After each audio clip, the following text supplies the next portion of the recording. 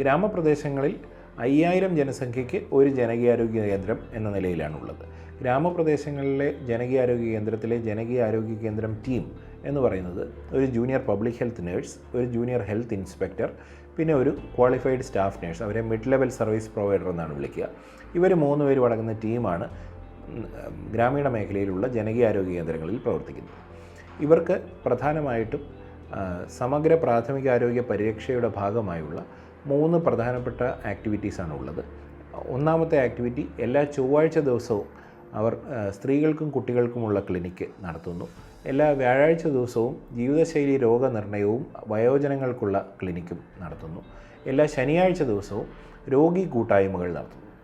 ഈ 3 പ്രധാനപ്പെട്ട ആക്ടിവിറ്റീസിൻ്റെയും അടുത്ത ഒരു ലെവൽ എന്ന് പറഞ്ഞാൽ ആ ഗ്രാമപഞ്ചായത്തിലുള്ള കുടുംബാരോഗ്യ കേന്ദ്രങ്ങളിലേക്കുള്ള റെഫറലും കുടുംബാരോഗ്യ കേന്ദ്രത്തിൽ നിന്ന് തിരിച്ച് ജനകീയാരോഗ്യ കേന്ദ്രത്തിലേക്കുള്ള റെഫറലുമാണ്.